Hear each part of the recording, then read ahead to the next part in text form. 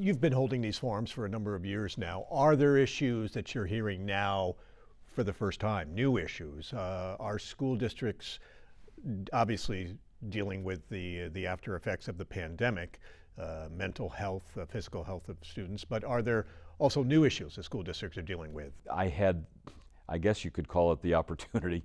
I sat through a 2-hour briefing by the FBI on mass shootings in school settings. And the way they held that 2-hour session was doing a stop-start presentation.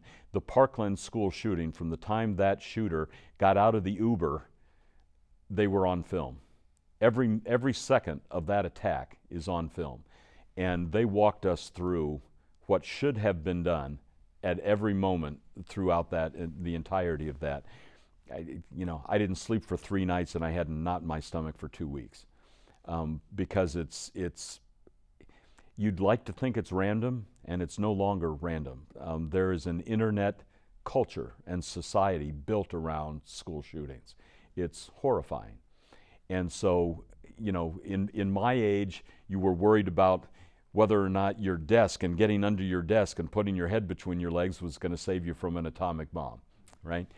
Now it's, am I going to make it home alive today from school?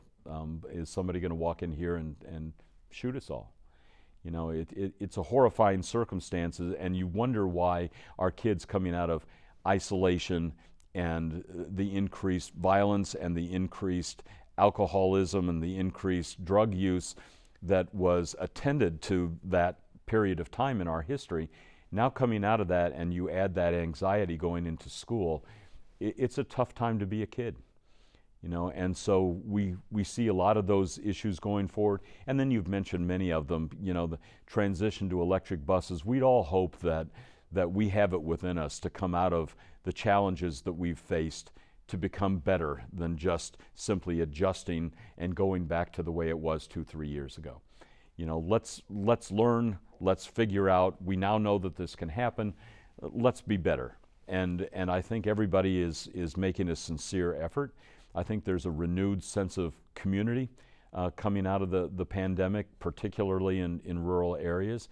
And we just need sound policies, and we need a responsiveness quicker than government usually operates.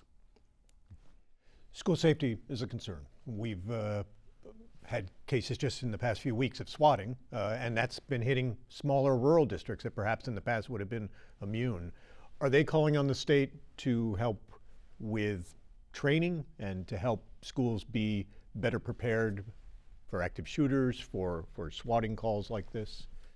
I don't know that there's a big differentiation between being prepared for the swatting calls and being prepared for the real thing, because you have to treat the swatting calls as the real thing.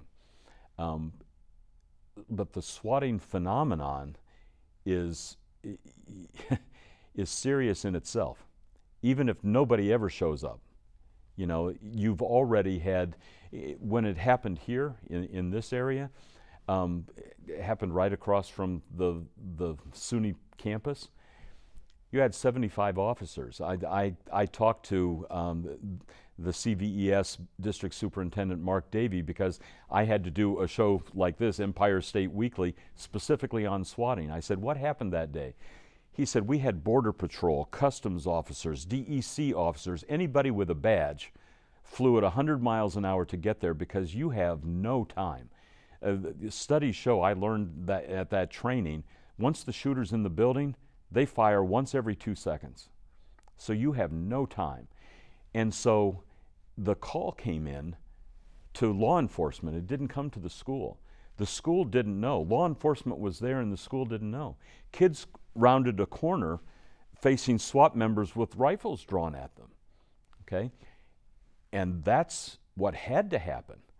Right? That was the best case scenario, was that they were there before anybody knew what was going on. The worst case scenario is that they show up late, right? And so the severity of what's happening, this is no prank.